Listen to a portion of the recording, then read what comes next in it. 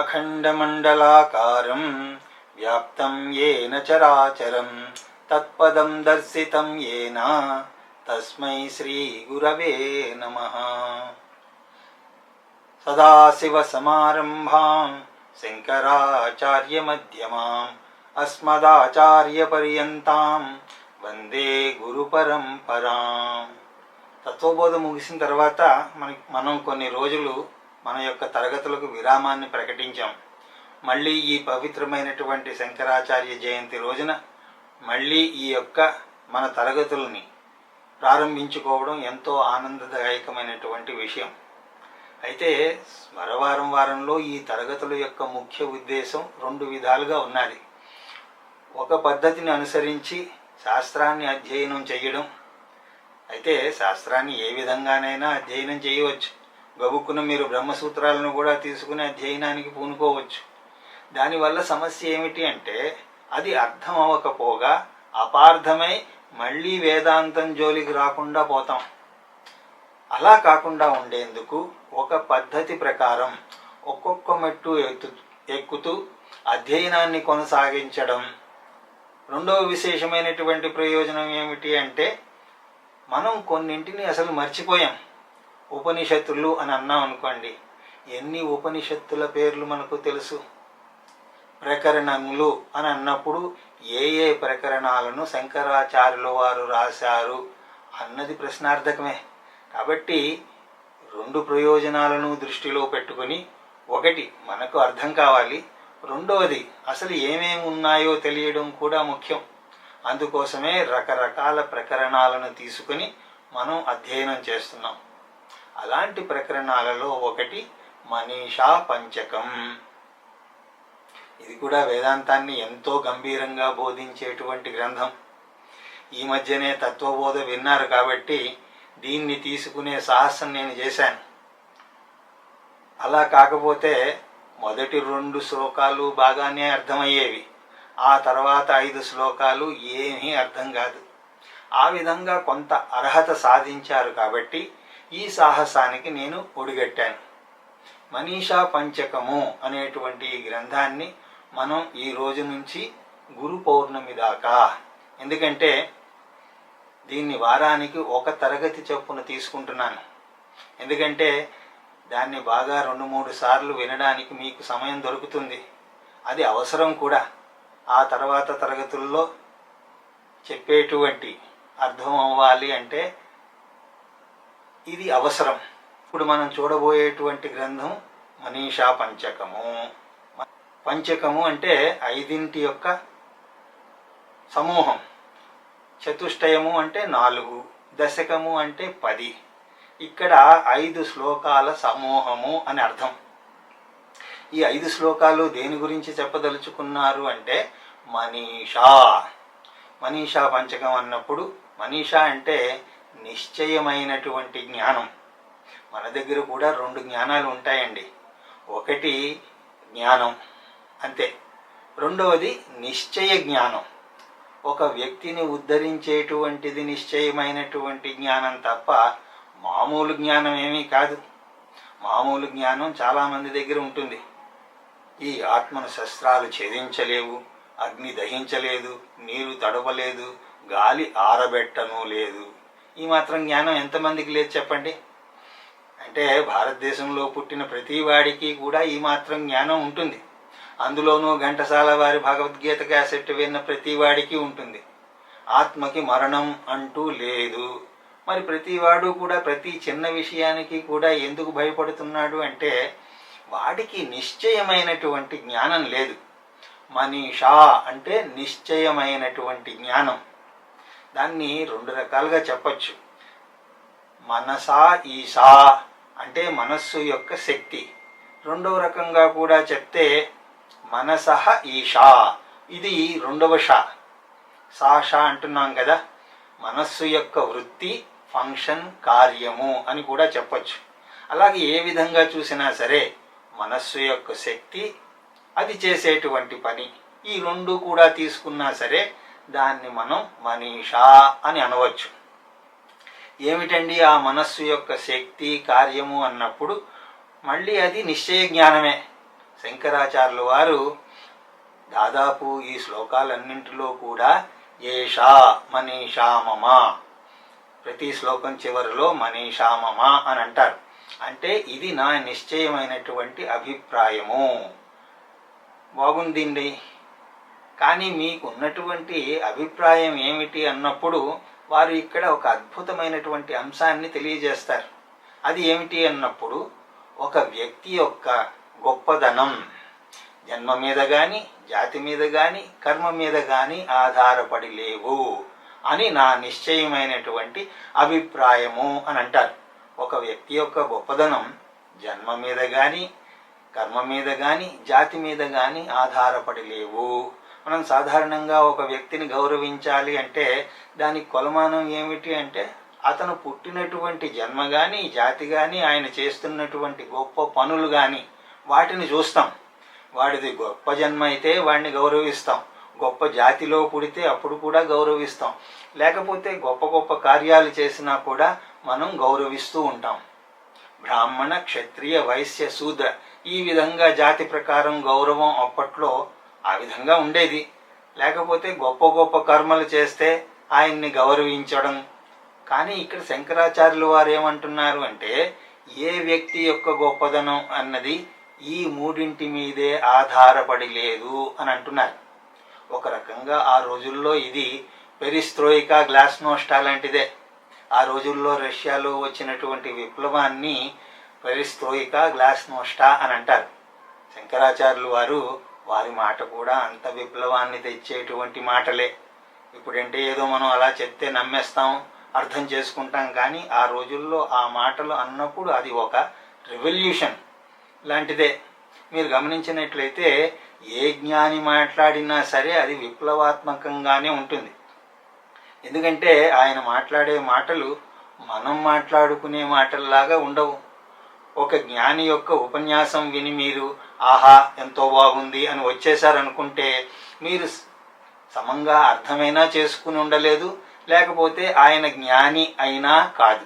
ఎందుకంటే ఒక జ్ఞాని మాట్లాడిన తర్వాత మనకు ఆలోచన రావాలి, అయ్యో నేను ఈ విధంగా ఉండిపోయానే అన్న ఆలోచన వస్తే తప్ప అప్పుడు ఆయన చెప్పిన మాటలు సత్యం, ఆయన జ్ఞాని అని అనుకోవచ్చు.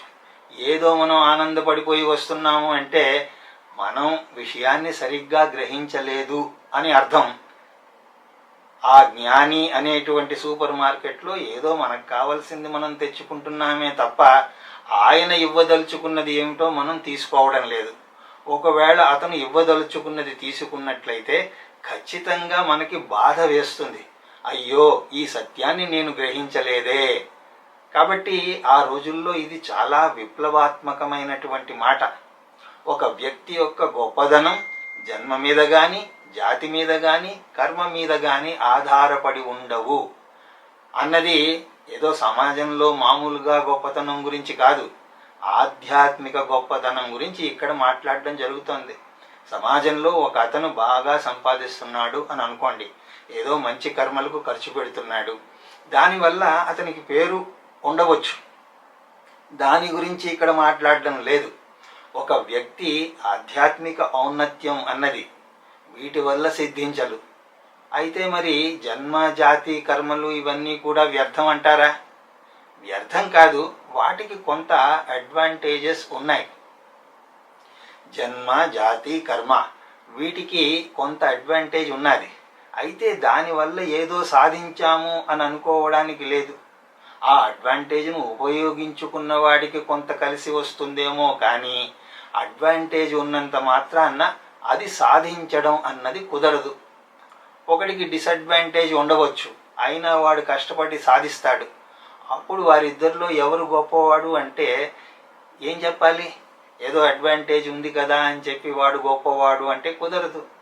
సాధించిన వాడు గొప్పవాడు. మనం చిన్నప్పుడు తాబేలు, కుందేలు కథ చదివాం. కుందేలు గెంతుకుంటూ వేగంగా పరిగెట్టగలదు. తాబేలుతో పోల్చుకున్నప్పుడు అది దానికి అడ్వాంటేజ్. పాపం తాబేలు తొందరగా పరిగెట్టలేదు. మందగమనమేవ అది దాని యొక్క డిసడ్వాంటేజ్. కానీ ఆ పోటీ చివరిలో ఏం జరిగింది? అడ్వాంటేజ్ ఉన్న సరే పనిని నిర్లక్ష్యం చేసింది కుందేలు. అప్పుడు ఏమైంది? అడ్వాంటేజ్ ఉన్నా కూడా కుందేలు ఓడిపోయింది.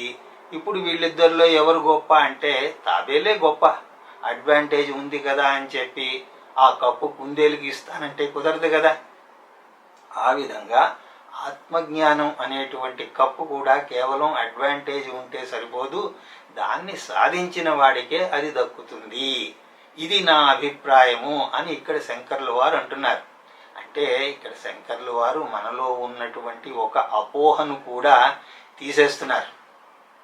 చాలామందికి అపోహ ఏమిటి అంటే ఇలాంటివన్నీ కూడా ఉత్తమ జన్మలో ఉంటేనే మాలాంటి వాళ్ళకి ఎలా కుదురుతాయి అని అంటూ ఉంటారు. దేనికైనా సరే పెట్టి పుట్టాలి అంటారు. పెట్టి పుట్టనక్కర్లేదు, వాడికి కొంచెం అడ్వాంటేజ్ ఉంది, కానీ నువ్వు గనక కష్టపడితే అది నీకు కూడా ఈ ఆత్మజ్ఞాన విషయంలో ఒక బ్రాహ్మణుడికి కొంత అడ్వాంటేజ్ ఉన్నది.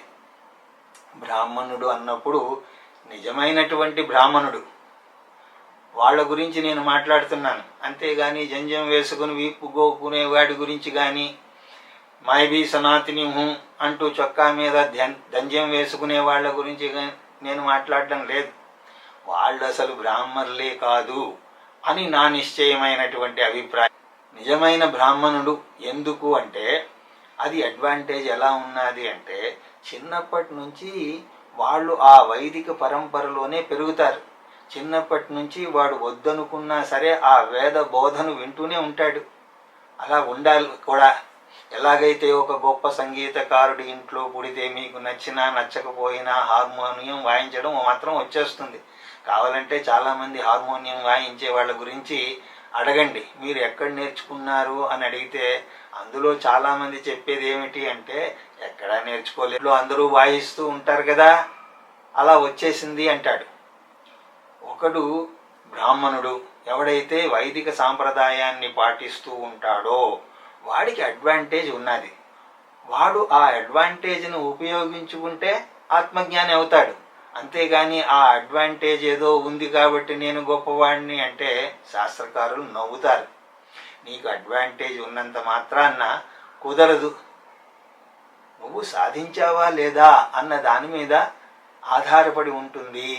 అలాగే ఎవరో ఒకడు బ్రాహ్మణుడు కాదు, అయినా కూడా కష్టపడి శాస్త్రాలన్నింటినీ కూడా అధ్యయనం చేసి ఆత్మజ్ఞాని అయితే, ఎందుకంటే వాడికి అడ్వాంటేజ్ లేకపోయినా సరే శాస్త్రం ఏమీ కూడా వాడికి దూరంగా లేదు. కష్టపడి అధ్యయనం చేస్తే వీడు సాధించగలడు.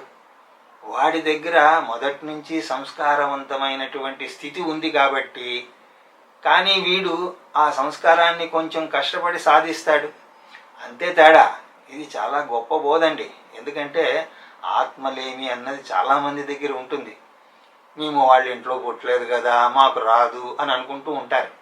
అలాంటిదేమీ లేదు. శంకరాచార్యులు వారు వివేక చూడామణిలో ఒక చోట అంటారు, జంతూనాం నరజన్మ దుర్లభమత పుంసత్వం తతో విప్రత తస్మాద్ వైదిక వర్మ మార్గపరత విద్వత్వం అస్మాత్పరా ఆత్మానాత్మ వివేచనం స్వనుభావో బ్రహ్మతః సంస్థితి ముక్తిర్నో జన్మశత కోటి సుకృతై పుణ్యైర్నివా లభ్యతే. జంతువుల్లో మానవ జన్మ లభించడం కూడా దుర్లభం. అందులో కూడా పుంసత్వం అంటే పురుషుడు. అంటే ఇక్కడ అర్థం ఏమిటి అంటే కేవలం పురుషుడు అని కాదు. ఇక్కడ స్త్రైణ గుణం, పురుష గుణం అని రెండు గుణాలు ఉంటాయి. అందులో ప్రయత్నంతో ముందుకు పోయేవాడి అటువంటి గుణం పురుష గుణం. ఆ విధంగా పురుషత్వ గుణంతో ఉండటం చాలా ముఖ్యం. ఆ తర్వాత తతో విప్రత, ఇందులో ఇంకా బ్రాహ్మణుడిగా పుట్టడం ఇంకా విశేషం. విప్రత అంటే వేద పాఠంలో వేదంని నిత్యం పఠిస్తూ ఆచరించేటువంటి కుటుంబంలో పుట్టడం ఒక విశేషం. అలా చెప్పి ఊరుకున్నారా? తస్మాత్ వైదిక ధర్మ మార్గ పరత. ఒకడు వేద మార్గంలో ఉన్నటువంటి ఇంట్లోనే పుడతాడు, కానీ ఒక్కటి మంచి బుద్ధి ఉండదు. దానికి ఉదాహరణగా ఎవరిని చెప్పుకోవచ్చు? శ్రీ శ్రీ శ్రీ రావణ బ్రహ్మ. ఆయన ఎంతో గొప్పవాడు, ఎంతో గొప్ప వంశంలో పుట్టాడు. ఆ సమానమైనటువంటి వంశంలో నేను ఉన్నాను అని చెప్పడానికి కూడా ఎవరికీ కుదరదు. ఆయన తండ్రి గారైనటువంటి విశ్రవుడు ఎంతో తపస్వి. రావణుడికి శౌర్యమా తక్కువ లేదు, శాస్త్రజ్ఞానమా తక్కువ లేదు, అన్నీ ఉన్నాయి. అయినా అన్ని అడ్వాంటేజెస్ ఉన్నా కూడా అవన్నీ ఏమయ్యాయి? అవేవి ఉపయోగపడలేదు. కాబట్టి వైదిక ధర్మ మార్గ పరత, వైదిక మార్గాన్ని అనుసరించాలి అనేటువంటి పరాయణత్వ బుద్ధి కూడా ఉండాలి. అది వాడికి లేదు. కాబట్టి అవి ఉంటే వాడికంటే నువ్వు టెన్నిస్లో కూడా మీకు అడ్వాంటేజ్ అని ఉంటుందండి. అంటే వాడికి ఒక పాయింట్ వస్తే సరిపోతుంది. కానీ అది ఉపయోగించుకోకుండా అవతల వాడు 2 పాయింట్లు గెలిస్తే ఆ గేమ్ వాడు గెలిచినట్టే. కాబట్టి నాకేదో అడ్వాంటేజ్ లేదు అని మీరు అనుకోకూడదు. మానవుడిగా పుట్టడమే, అంటే నరుడిగా పుట్టడమే ఒక అడ్వాంటేజ్. ఈ విషయాన్ని ఆచార్యుల వారు ఎన్నో చోట్ల చెప్తారు. జంతూనాం నరజన్మ దుర్లభం అని చెప్పి, దుర్లభం త్రయమే వైతద్దేవానుగ్రహ హేతుకం మనుష్యత్వం ముముక్షుత్వం మహాపురుష సంశయ, మహాపురుష సంశ్రయ. నిన్ను ఉద్ధరించేటువంటిది ఈ ముముక్షుత్వమే గాని ఈ బ్రాహ్మణత్వము క్షత్రియత్వము కాదు అని అంటారు. బ్రాహ్మణుడికి కొంత అడ్వాంటేజ్ ఉండవచ్చు. ఒక బ్రాహ్మణుడు కానివాడు ఎంతసేపు ధ్యానం అని కూర్చుంటే వాళ్ళకి అది తెలియక ఏమిట్రా ఇంతసేపు, ఏదో రామకృష్ణ అనుకుంటే చాలు అని అంటారు. అదే బ్రాహ్మణుల ఇళ్లలో ఆ ధ్యానం యొక్క విషయం తెలిసిన వాళ్ళు అయితే ఇంకా చెయ్యి అని అంటారు. ఎందుకంటే ఆ ధ్యానం యొక్క విలువ వాళ్ళకి తెలుసు. కాబట్టి ఒక బ్రాహ్మణుడు కానివాడు ఒక సత్సంగానికి వెళితే సత్సంగానికి వెళ్ళి సమయాన్ని వేస్ట్ చేస్తున్నావు అని అంటారు. నిజమైనటువంటి బ్రాహ్మణులైతే వాళ్ళు అలా సత్సంగానికి వాళ్ళ పిల్లవాడు వెళ్ళడాన్ని ప్రోత్సహిస్తారు. అలాంటి ఆస్కారం ఉంది. అయితే ఈ రోజుల్లో అలాంటి వాళ్ళు నాకు ఎక్కడ కనిపించడం లేదనుకోండి. అది ఒక అవకాశం, ఆ విధంగా ఉన్నది. కాబట్టి మనిషిగా పుట్టడం, రెండవది ముముక్షుత్వం అన్నది ఉండడం, మూడవది అతి ముఖ్యమైనది ఏమిటి అంటే మహాత్ముల యొక్క సంశ్రయం, ఆత్మజ్ఞానిని సేవించడం. ఈ 3 గనక ఉంటే, ఆ విధంగా ఉంటే వాడికి గొప్పదనం వస్తుంది. అలాగే 3 అనుకున్నాం కదా. ఇంకొకటి ఏమిటి అంటే జన్మ జాతి చూసాం, కర్మ. ఏదో బయటకి మంచి కర్మలు చేస్తూ ఉన్నా సరే లోపల నికృష్టపు ఆలోచనతో ఉన్నవాళ్ళు చాలామంది ఉంటారు. అలాంటి వాళ్ళు చాలామంది నాకు తెలుసు.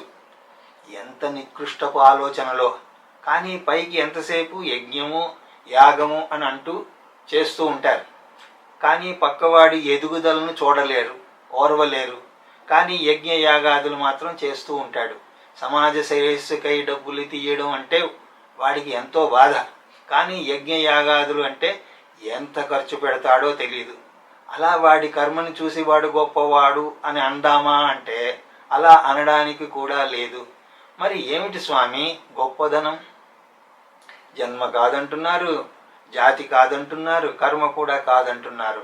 మరి ఏమిటి ఒక మనిషిని గొప్పగా చేసేది అంటే గుణం. ఒక వ్యక్తి యొక్క ఔన్నత్యం అతని యొక్క గుణం మీద ఆధారపడి ఉంటుంది. ఏ గుణము అంటే సాత్విక గుణం. ఏ గుణమైతే మనిషిని మనిషిగా ఉంచుతుందో ఆ గుణం. ఏ గుణం వల్ల ఒక మనిషిలో కరుణ ఇత్యాది గుణాలు ప్రకాశిస్తాయో అటువంటి సాత్విక గుణం ఎవరికి ఉన్నా సరే అతడు గొప్పవాడే. ఇది శంకరుల వారి అభిప్రాయం. ఎవరిలో అయితే ఈ సాత్విక గుణం ఉంటుందో, గుణము అన్నప్పుడు సాత్వికము అన్నది మీరు పెట్టుకోవాలి. ఎవడైనా తమస్సును దాటి రజస్సుని అరికట్టి సత్వగుణంతో శోభిస్తూ ఉంటాడో వాడు ఉన్నతుడు. సత్వగుణం ఎందుకు ఉన్నతిని ఇస్తుంది అంటే సత్వ సంజాయతే జ్ఞానం. సత్వగుణం ఉన్న చోట మీరు వద్దనుకున్నా సరే జ్ఞానం వచ్చి తీరుతుంది, పరిపక్వత పరిణత వచ్చి తీరుతాయి. ఎలాగైతే సూర్యుడు ఉదయించిన తర్వాత వెలుతురు వద్దన్నా కూడా వస్తుందో, సూర్యుడు ఉదయించాక ప్రకాశం రావడం అన్నది మీ ఇష్టాల మీద ఆధారపడి లేదు. అలా సత్వగుణాన్ని గనక మీరు అభివృద్ధి చేసుకుంటే ఆ సత్వగుణం జ్ఞానాన్ని తెచ్చి తీరుతుంది. ఇక్కడ జ్ఞానము అన్నప్పుడు పరిపక్వత, పరిణతి అని కూడా తీసుకోవాలి. కాబట్టి ఎవరికైనా సరే సాధన చతుష్టయంలో చెప్పబడినటువంటి గుణాలు ఉంటాయో, సాధన చతుష్టయంలో చెప్పబడినటువంటి నిత్యానిత్య వివేకము, ఇహమూర్తాది పరలోక విరాగము, సమాధి షట్క సంపత్తి, ముముక్షుత్వము, ఇవన్నీ కూడా మహాసత్వగుణానికి సంకేతాలు. సత్వగుణం లేనిదే సమము మీ వల్ల కాదు, దమము మీ వల్ల అంతకంటే కాదు. సత్వగుణం లేనిదే వివేకం లేదు, ఉపరతి లేదు. నీ బుద్ధి ఎంత సమత్వంతో ఉంటుందో అప్పుడే మీరు మంచి చెడు యొక్క వివేకం చెయ్యగలుగుతారు.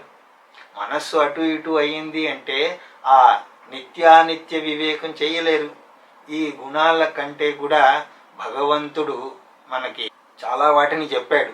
అమానిత్వం, అదంభిత్వం, అహింసా, క్షాంతి, ఆర్జవం, ఆచార్యోపాసనం, శౌచం, స్థైర్యం, ఆత్మవినిగ్రహం. ఆత్మానాత్మ అభిమానం లేకుండా ఉండడం, అదంభిత్వం లేకుండా ఉండడం, అహింస, శాంతి, సహనము, ఆర్జవము, రుజుత్వము. ఆచార్యోపాసనం అంటే ఆచార్యుని యొక్క సేవ, శౌచం శుభ్రత, స్థైర్యం స్థిరత్వం, ఆత్మ నిగ్రహము.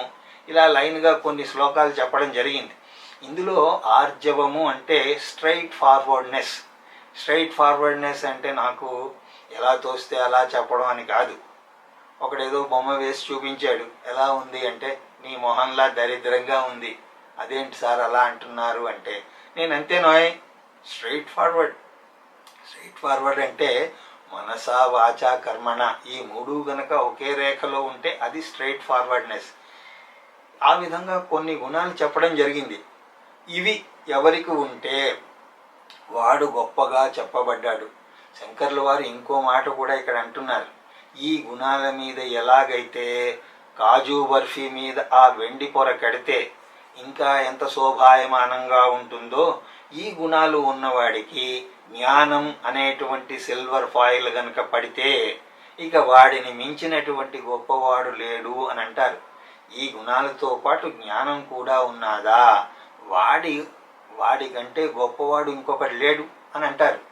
ఇది నా నిశ్చయమైనటువంటి అభిప్రాయము. అలాంటి వాడిని నేను శిరస్సు వంచి నమస్కరిస్తున్నాను అని అంటారు. శంకర్లు వారు మనల్ని పసిగట్టి ఈ నాటకం అంతా ఆడుతున్నారా అన్నట్టు నాకు అనిపిస్తుంది. ఆ నాటకం ఏమిటో తర్వాత చెప్తాను. చాలామంది పై కంటూ మనలో కూడా చాలామంది నమస్కారం పెట్టాలన్నా కూడా ఈ మూడింటినే చూస్తూ ఉంటాం, జన్మ, జాతి, కర్మ. చాలామంది గురువులకు నమస్కారం పెట్టాలన్నా కూడా ముందు కాస్త కూపి లాగుతారు. ఎవరు ఈయన, పూర్వాశ్రమంలో ఎవరు, ఆయన కూడా బ్రాహ్మడే అంటే అప్పుడే దండం పెడతారు. అలా కూపి లాగిన తర్వాత నిజానికి బ్రాహ్మణ సన్యాసి అంటే దండం పెడతారు. సన్యాసి అయిన తర్వాత ఇక బ్రాహ్మణుడు కాని వాడెవరు చెప్పండి. ఇప్పటికీ కూడా కొంత ఆలోచన అలాంటిది ఉన్నది. ఈ మఠాల్లో ఈ సమస్య చాలా ఉంటుంది. కాబట్టి ఇక్కడ శంకర్లు వారు గుణం, జ్ఞానం ఉన్నవాడు ఎవరైనా సరే వాడి జన్మ, జాతి, కర్మలతో సంబంధం లేకుండా వాడు గొప్పవాడు అని నా నిశ్చయ అభిప్రాయము అని అంటారు. ఇదే విషయాన్ని కబీర్ దాస్ కూడా అంటాడు. జాతిన పూఛో సాధుకి పూछ लीजिए జ్ఞాన్, మూల్ కరో తలవారికి పడారహన్ దో మ్యాన్. నువ్వు కత్తితో యుద్ధం చేస్తావా, పొరతో యుద్ధం చేస్తావా? అందుకోసమే కత్తిని చూసి కొను. ఆ సాధువు యొక్క జాతి ఏమిటి, ఎక్కడ వాడు, ఇవన్నీ కాదు. ఆయన యొక్క జ్ఞానాన్ని చూడాలి. జ్ఞానము అనేటువంటి అసంగ శస్త్రం, దానితోటి నా అజ్ఞానాన్ని పోగొట్టండి అని అడగాలి. కానీ జాతి కాదు అడగడం. అలా అడగడం వల్ల ప్రయోజనం ఏమిటి చెప్పండి? ఇదే విషయాన్ని ఇక్కడ శంకరాచార్యుల వారు స్పష్టపరుస్తారు. అలాంటి వాడే బ్రాహ్మణుడు అని ఇక్కడ అంటారు. అంటే ఏదో ఇక్కడ శంకర్ల వారు చెప్పారు అని కాదు, శృతి చాలా లోతుగా దీన్ని చెప్తుంది. బృహదారణ్యకోపనిషత్తులో అంటారు, అథ ఏతదక్షరం గార్గి విదిత్వాస్మాలోకాత్ ప్రయతి స బ్రాహ్మణ. బ్రాహ్మణుడు అని ఎవరిని అనాలి అంటే జన్మ, జాతి పక్కకు పెట్టండి. ఎవరైతే ఈ లోకంలో మరణించే లోపు ఆ అక్షర పరబ్రహ్మాన్ని తెలుసుకుంటాడో అతను బ్రాహ్మణుడు. అంటే జ్ఞానిని మాత్రమే బ్రాహ్మణుడు అని అనాలి. అందుకోసమే బ్రహ్మవేదనాత్ బ్రాహ్మణ అని అన్నారు. బ్రహ్మవేదనము అంటే ఏమిటి? శిరోవేదనము అంటే తలనొప్పి, బ్రహ్మవేదనము అంటే బ్రహ్మణ నొప్పి అని కాదు, జ్ఞానము అని అర్థం. వేదన అంటే జ్ఞానం. శిరోవేదన అని ఎందుకు అంటారు అంటే అప్పుడు మీకు శిరస్సుకు సంబంధించిన జ్ఞానం ఎక్కువగా ఉంటుంది. ఆ విధంగా బ్రహ్మవేదన ఎవరికి ఉన్నాదో వాడు బ్రాహ్మణుడు. ఇప్పటి వాళ్ళకి బ్రహ్మవేదన ఎక్కడ ఉన్నా చెప్పండి. ఇప్పుడు సోకాళ్ళు బ్రాహ్మణులందరికీ కూడా సంధ్యావందనం అంటే ఎప్పుడో ఎక్కడో విన్నట్టుందండి అని అనిపిస్తుంది. ఆ యజ్ఞోపవీతం అన్నది ఏదో గొప్పలు చెప్పుకుని నేను బ్రాహ్మణుణ్ణి అని చెప్పుకోవడానికి తప్పితే ఎందుకు పనికిరాదు. వాడు అలాగా బ్రాహ్మణుడు అంటే బ్రాహ్మణుడే. మరి ఎలాంటి నేతి బీరకాయలో నెయ్యి ఎంత సత్యమో, మైసూరు పాకులో మైసూరు ఉండడం ఎంత సత్యమో, అదే విధంగా వీడు బ్రాహ్మణుడు అని అనడం కూడా అంతే సత్యం. నిజమైనటువంటి బ్రాహ్మణుడు ఎవరు అంటే బ్రహ్మజ్ఞానం కోసం ప్రయత్నం చేసేవాడు, సాధన చేస్తున్నవాడు. ఎవరైతే బ్రహ్మజ్ఞానాన్ని తెలుసుకున్నాడో, ఇది బృహదారణ్యకంలోని అభిప్రాయం అండి, నా అభిప్రాయం కాదు, శంకర్ల వారి అభిప్రాయం అంతకంటే కాదు. ఇది నేరుగా శృతిలోంచి చెప్పబడినటువంటిది. కాబట్టి అటువంటి వారిని మనం గౌరవించాలి, నమస్కరించాలి. ఇంతకీ జ్ఞాని అంటే ఎవరు? హూ ఈజ్ వైజ్ మ్యాన్ అంటే ఎవరండి? Who has got wisdom. ఆ విధంగా ఎవరికి జ్ఞానం ఉన్నదో అతను జ్ఞాని. మరి జ్ఞానం అన్నప్పుడు ఎన్నో జ్ఞానాలు ఉన్నాయి. ఫిజిక్స్ జ్ఞానం, కెమిస్ట్రీ జ్ఞానం, ఇలా చెప్పుకుంటూ పోతే చాలా ఉన్నాయి. కానీ ఆత్మజ్ఞానం ఎవరికైతే ఉందో అతను జ్ఞాని. ఇంకా చెప్పాలి అంటే జీవాత్మ పరమాత్మ ఐక్యం గురించి ఎవరికైతే జ్ఞానం ఉందో అతను జ్ఞాని. ఎందుకంటే అదొక్కటే జ్ఞానం. ఇదొక్కటే ఎందుకు జ్ఞానం అంటే అదే నీ అసలైన సమస్యలను దూరం చేస్తుంది. మూలభూతమైనటువంటి అజ్ఞానాన్ని ఇది ఒక్కటే పారదోలుతుంది. కాబట్టి మిగతా జ్ఞానాలన్నింటికీ కూడా అవి కావాలి. ఆ పై అజ్ఞానాన్ని ఆ జ్ఞానాలు తీసేస్తాయి. కానీ నేను దుఃఖస్వరూపిని, నేను అశాశ్వతుడును, నేను అజ్ఞానిని అన్న మూలభూతమైనటువంటి అజ్ఞానాన్ని ఆత్మజ్ఞానం ఒక్కటే తీరుస్తుంది. అలా కాకుండా నేను పూర్ణను అని తెలిపేది ఏ జ్ఞానం అంటే ఆత్మజ్ఞానం ఒకటే. నేను పూర్ణుడను అని చెప్పేది తమాషా ఏమిటంటే మిగతా ఎన్ని జ్ఞానాలు తెలుసుకున్నంత తర్వాత నేను ఇంకా అసంపూర్ణుణ్ణి అన్న భావనే అంత అజ్ఞానిని అని అనిపించక మానదు. కాబట్టి నేను పూర్ణుడను అని తెలుసుకోవాలి అంటే ఆత్మజ్ఞానమే. నీవు ఆనందస్వరుడు పూడవి అడుక్కు తినేవాడివి కాదు అని చెప్పగలిగేటువంటి ఒక్క జ్ఞానం ఆత్మజ్ఞానమే. దానికి ఉపనిషత్తు జీవాత్మ పరమాత్మ ఐక్య జ్ఞానము అని పేరు పెట్టింది. అలాంటి జ్ఞానం ఉన్నవాడు జ్ఞాని. వాడికి నేను శిరస్సు వంచి నమస్కరిస్తాను. మన పెద్దలు కూడా చెప్పడం వింటూ ఉంటాం. జ్ఞాని మూలం నదీ మూలం అడగకూడదు అని అంటారు. ఎందుకంటే నదిలో స్నానం చేసి వెళ్ళిపో, అది నీ యొక్క మలినాన్ని తీసేయడానికి రెడీగా ఉంది. కానీ నది యొక్క మూలం ఎక్కడ ఉంది అని వెతికే ప్రయత్నం చేస్తే ఆ రాళ్లల్లో నువ్వు వెళ్ళగలవో లేదో, వెళితే మళ్ళీ తిరిగి రాగలవో లేదో. అదంతా ఎందుకు చెప్పండి? స్వచ్ఛమైన నీళ్లు ఉన్నాయి, అందులో స్నానం చేసి బయటపడాలి. అందుకోసమే ఒక జ్ఞాని దగ్గరికి వెళ్ళినా ఆయన పూర్వాశ్రమ ప్రసక్తిని తీసుకురాకూడదు. కొందరు అంటూ ఉంటారు, తెలుసుకుంటే ఏం తప్పే ఉందండి అని అంటారు. చాలా తప్పు ఉన్నది. ఏదో మెల్లిగా మీరు అడుగుతారు, మీది ఏ ఊరు అంటారు. మాది తెనాలి అంటే మాది తెనాలి, మీది తెనాలి, మాది తెనాలి అని అయిందనుకోండి. తెనాల్లో ఏ వీధండి, ఎక్కడుంటారు మీరు అంటే చివరికి తెలిసిందేమిట్రా అంటే ఇతను మీ దూరపు చుట్టవు, మీ దూరపు బంధువు. అలాగే వీళ్ళకి మీకు ఇప్పుడు ఆ జ్ఞాని ముందు మీరు శరణాగతులు ఎలా అవుతారు చెప్పండి? తరించేటువంటి అవకాశం వచ్చింది, తరించండి. అంతేగాని ఏవో బంధుత్వాలు కలిపి అందులో శత్రుత్వాలు వెతికి ఇక మీరు ఎప్పుడు తరించాను. అందుకోసం జ్ఞాని దగ్గరికి వెళ్ళినప్పుడు అనవసరమైనటువంటి ప్రస్తావనను తీసుకురాకూడదు. శిరస్సు వంచి నమస్కరించి రండి అని అంటారు. కాబట్టి ఇక్కడ శంకర్లు వారు ఈ శ్లోకాల్లో జ్ఞాని గురించి చెప్పారు. కాబట్టి జ్ఞానం గురించి కూడా చెప్పాలి. కాబట్టి ఇక్కడ మహావాక్యాలని మనకు ఇక్కడ శంకర్లు వారు ఈ 5 శ్లోకాల్లోనూ అందిస్తారు. మహావాక్యము అన్నప్పుడు దేన్ని మహావాక్యం అని అంటారు అన్నది చాలాసార్లు చెప్పాను. అది గుర్తు ఉండవచ్చు. కానీ కొత్త వారి గురించి మరొక్కసారి, మహావాక్యము అంటే చాలా పెద్దగా ఉన్న వాక్యం అని కాదు. మహావాక్యము అన్నప్పుడు జీవ ఈశ్వర ఐక్య ప్రబోధ వాక్యం. ఇదేదో మహాత్ములు చెప్పింది అని కాదు. ఆ వాక్యం వేదం ఆల్రెడీ చెప్పేసింది, దానికి మహాత్ములు వివరణిస్తారంతే. ఆ విధంగా వేదంలో ఎన్ని మహావాక్యాలు ఉన్నాయి అంటే చాలామంది ఏదో 4 వాక్యాలు ఉన్నాయి అని అంటారు. అది కాదు. మహావాక్యాలు ఎన్నో మహావాక్యాలు ఉన్నాయి. ఒక్కొక్క వేదానికి ఒక్కొక్క శాంపుల్గా ఒక్కో మహావాక్యాన్ని తీసుకోవడం జరిగింది. వేదమంతా కూడా జీవాత్మ పరమాత్మ ఐక్యాన్నే బోధిస్తుంది అని చెప్పడానికి ఒక్కొక్క వేదం నుంచి ర్యాండమ్ శాంపుల్గా ఒక్కొక్క వాక్యాన్ని తీసుకోవడం జరిగింది. కాబట్టి ఎవరైనా మిమ్మల్ని మహావాక్యాలు ఎన్ని ఉన్నాయి అంటే 4 అని చెప్తే ఇన్నాళ్ళు నేను మీకు చెప్పింది వేస్ట్ అవుతుంది. ఒక్కో వేదం నుంచి ఒక్కొక్క మహావాక్యాన్ని శాంపుల్గా తీసుకోవడం జరిగింది. ఆ విధంగా ఋగ్వేదంలోని ఐతిరేయ ఉపనిషత్తులోంచి తీసుకున్నటువంటి మహావాక్యం ఏమిటి అంటే ప్రజ్ఞానం బ్రహ్మ.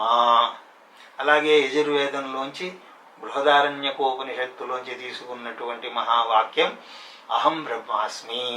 అదేవిధంగా సామవేదము చాందోగ్యోపనిషత్తులోంచి తీసుకున్నటువంటి మహావాక్యం తత్వమసి. ఆ తర్వాత అధర్వణ వేదంలో మాండూక్య ఉపనిషత్తులోంచి తీసుకున్నటువంటి మహావాక్యం అయమాత్మ బ్రహ్మ. ఇది మళ్ళీ ఇంకోసారి చెప్తాను, గుర్తుపెట్టుకోండి, చాలా ముఖ్యమైనటువంటివి. ఋగ్వేద ఐతరేయోపనిషత్తు ప్రజ్ఞానం బ్రహ్మ, యజుర్వేద బృహదారణ్యక ఉపనిషత్తు అహం బ్రహ్మాస్మి, సమవేద చాందోగ్యోపనిషత్తు తత్వమసి, అధర్వణ వేద మాండూక్య ఉపనిషత్తు నుండి అయమాత్మ బ్రహ్మ. ఈ 4 మహావాక్యాలు, వీటిలో అన్ని మహావాక్యాల యొక్క సారం ఉన్నది.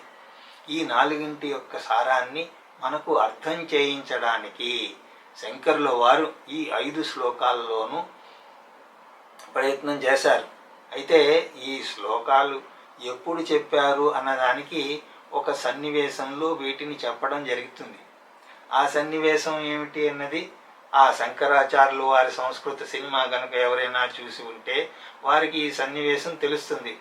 దీనికి ఆధారం ఏమిటి అంటే శంకర దిగ్విజయము లేదా శంకర విజయము అని కొన్ని పుస్తకాలు ఉన్నాయి. శంకరుల వారి జీవిత చరిత్రను చెప్పేటువంటి పుస్తకాలు శంకర విజయాలు అన్నవి చాలా ఉన్నాయి. ఇక్కడ అది అప్రస్తుతమైనా సరే కొంచెం పరిచయం కోసం చెప్తున్నాను. చాలా శంకర విజయాలు ఉన్నాయి. ఒక శంకర విజయానికి ఇంకొక శంకర విజయానికి పోలిక ఉండకపోవచ్చు. ఒక దాంట్లో వివరించినటువంటి సంఘటన ఇంకో దాంట్లో ఉండకపోవచ్చు. అలా రాసిన రచయిత ఒక్కొక్కరు ఒక్కొక్క కోణంలో రాసి ఉండవచ్చు. ముఖ్యంగా ఈ శంకర విజయాలలో శంకరాచార్యుల వారు చెప్పినటువంటి బోధల కంటే కూడా ఆయన చేసినటువంటి మిరకిల్స్, లీలలు ఎక్కువగా ఉంటాయి. అది చదువుతూ ఉంటే ఏదో లీలామానుషుని యొక్క చరిత్ర చదువుతున్నామేమో అని అనిపిస్తుంది తప్ప ఒక జ్ఞాని యొక్క జీవిత చరిత్రను చదువుతున్నాము అని మీకు అనిపించదు. నిజమైనటువంటి శంకరుని యొక్క లీల ఎక్కడ ఉన్నది అంటే నిజంగా ఆయన జ్ఞానంలోనే ఉన్నది. అయితే మరి అవన్నీ ఎందుకు రాశారు అంటే వాళ్ళు కూడా తెలిసే రాశారు. అలా ఎందుకు రాయాల్సి వచ్చింది అంటే అందరికీ జ్ఞానం అన్నప్పుడు అది వంట పట్టకపోవచ్చు. కాబట్టి ఆ లీలలు చెప్తే అలాంటి మహాత్ముడికి నమస్కారం పెడితే కనీసం ఈ జన్మలో కాకపోయినా వచ్చే జన్మలోనైనా సరే జ్ఞానం వైపుకి వాడి మనస్సు మదులుతుంది అని వాళ్ళల్లో ఆలోచన. కాబట్టి ఆ చమత్కారాలు కూడా ఇంత ఉంటే అంత చేసి రాస్తారు. ఎందుకు అలా చెప్పడం అంటే, మనం అందరం కూడా చమత్కార్ కో హీ నమస్కార్ కర్నే వాలే హే. ఉపనిషత్తులు చెప్తాం రండి అంటే ఎవడు రాడు. సిద్ధ బాబా ఎవరో వచ్చారు అంటే ఆయనకి సాష్టాంగ నమస్కారం పెడితే చాలు కలిసి వస్తుంది అంటే అందరూ వెళ్ళిపోతారు. అలాగే ఆయన ఎవరో హిమాలయాల నుంచి వచ్చారట, ఆయన వయస్సు 624 సంవత్సరాలుట అనేసరికి గుంపులు గుంపులుగా వెళతారు. అదే ఉపనిషత్తులు వినడానికి రండి అంటే టైం ఉండదు, బంధువులు వచ్చేస్తారు. అలా బంధువులు వచ్చారని చెప్పి మీరు వినరు.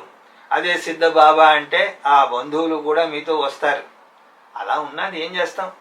కాబట్టి కొంతమందికి ఈ మహనీయుల చుట్టూ కొన్ని కథల్ని అల్లుతారు. అలా కథలను అల్లడం వల్ల మామూలు మనిషి ఏమీ తెలియని వాడు కూడా కనీసం నమస్కారం పెడతాడు. ఆయన చెప్పేది ఏమిటి అన్నది కనీసం విందాం అన్న ప్రయత్నమైనా చేస్తాడు. ఆ విధంగా వాడు ఉన్నతుడు అవ్వడానికి అవకాశాలు ఉంటాయి. కాబట్టి ఆ విధంగా చెప్పడం జరుగుతుంది. కాబట్టి మీరు ఆ మిరకిల్స్లోకి అది నిజము అని నమ్మితే అయిపోయి. ఎప్పుడో ఆయన ప్రార్థన చేస్తే బంగారు ఉసిరికాయలు పడ్డాయిట, ఇలాంటి కథలన్నీ అందులో ఉంటాయి. బంగారు ఉసిరికాయలు పడ్డాయి, నీళ్ల మీద నడుచుకుంటూ వెళ్ళాడు, ఇలాంటి కథలే ఉంటాయి అందులో. అలాంటి వాటిలో పడితే అసలు సారం ఏమిటో ఉండదు, అది పోతుంది. కాబట్టి ఈ లీలలు మీరు అంత ముఖ్యం కాదు. ముఖ్యంగా వేదానికి లీలలతో సంబంధం లేదు. అయితే మీరు అడగచ్చు, ఎందుకంటే మీరు ఇలాంటి వాటిని నిరసిస్తారు అంటే అది ఏదో వాటి వల్ల ఒకరికి విశ్వాసం పెంచవచ్చు, కానీ దానివల్ల పెద్ద ప్రయోజనం ఏమీ లేదు. వాటి వల్ల పూర్ణ జ్ఞానం ఏమీ రాదు. అలాగే ఈ మిరకిల్స్తో అట్రాక్ట్ అయి వచ్చిన వాళ్ళతో ఇంకో సమస్య ఉంటుంది. ఏదో శంకరాచార్యులు వారి పుస్తకం వీళ్ళు ఎంతోమంది రాశారు, కానీ వాళ్ళు జ్ఞానం వైపుకి రారు. ఈ లీలలు మిరకిల్స్తో వచ్చింది ఏమిటి అంటే, ఒక కుక్కని ఇక్కడికి తీసుకొచ్చి కూర్చోబెట్టాను అనుకోండి, సత్సంగం ఏమీ వినదు, అటు ఇటు చూస్తూనే ఉంటుంది.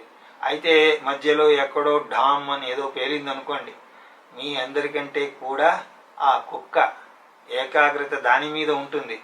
అంటే సడన్గా ఏదైనా జరిగితే గాని వీడు ఆకర్షితుడు అవడు. అంటే వాడు లైకే డిఓజీ.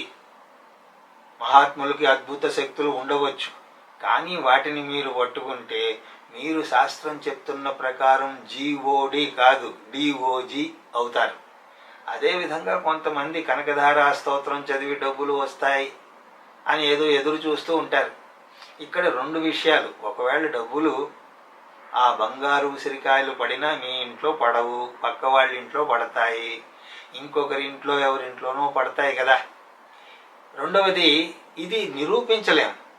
దేన్నైతే మీరు నిరూపించలేరో దానిని నిరూపించే అవకాశం కూడా లేదు. ఏది అయితే నిరూపించలేమో అది సత్యం అవజాలదు. అలా నిరూపించలేని దానిని విశ్వాసము అని అంటాం. అయితే విశ్వాసం తక్కువ అని కాదు, కానీ మాకు అలాంటి విశ్వాసం ఉన్నది అంటే ఆ విశ్వాసాన్ని ఉంచుకోండి. కానీ దాన్నే పట్టుకుని కూర్చుంటే శంకరులు గొప్పవారు కదా అంటే ఆయన చాలా గొప్పవారు. అది ఎలా చెప్తున్నారు అంటే, మీకా నీళ్ల మీద నడిచారంటే నమ్మరు, పరకాయ ప్రవేశం అంటే నమ్మరు. మరి దేన్ని చూసి ఆయన మీరు గొప్పవారు అని అంటున్నారు అంటే, మాకు ఆయన చెప్పినటువంటి భాష్యం చాలు. ఆ బంగారు ఉసిరికాయల్ని ఇంకోడెవడైనా సరే ఏదో ఒక టెక్నిక్ ఉపయోగించి వర్షింపజేయవచ్చు. నీళ్ల మీద పడవ వెళుతోంది కదా, అలాగే నడవచ్చు. కానీ సామాన్యుడెవడు కూడా ఇలాంటి భాష్యాన్ని చెప్పలేడు. కాబట్టి ఏ విషయంలో శంకర్ల వారు గొప్పవారు అంటే ఈ విషయంలో గొప్పవారు. మీకు కూడా ఒకవేళ ఆయన చేసినటువంటి మిరాకిల్ తప్పు అని తెలిసిందనుకోండి, ఆయన మీద గౌరవం పోతుంది. కానీ ఈ జ్ఞానాన్ని ఎవరూ కూడా తప్పు అని నిరూపించలేరు. ఎందుకంటే ఇది సత్యం, సత్యాన్ని ఎవరూ కాదనలేరు. మరి ఇన్ని శంకర విద్యాలు ఎందుకు రాశారు అంటే ఆ విధంగానైనా సరే శంకరాచార్యుల వారికి నమస్కారం చేస్తారు అని. అలా మహనీయులకు నమస్కారం చెయ్యడం అది కూడా పుణ్యమే. అది శంకర విజయాల యొక్క ఆ గ్రంథాల యొక్క ప్రయోజనం. ఆ విధంగా మనం ఈరోజు శంకరాచార్యుల వారి జన్మదినం నాడు ఈ మనీషా పంచకము అనేటువంటి ప్రకరణాన్ని మొదలు పెట్టడం మన అదృష్టం. ఈరోజు కొంత వారి గురించి స్మరణ కూడా చేశాం. తర్వాత తరగతి నుంచి మనీషా పంచకం అనేటువంటి గ్రంథాన్ని ప్రతి ఆదివారం అధ్యయనం చేసే ప్రయత్నం చేద్దాం అని తెలియజేసుకుంటూ, నా మాటలను ఎంతో శ్రద్ధగా వింటున్న మీ అందరికీ శిరస్సు వంచి నమస్కరిస్తూ, హరి ఓం తత్సత్.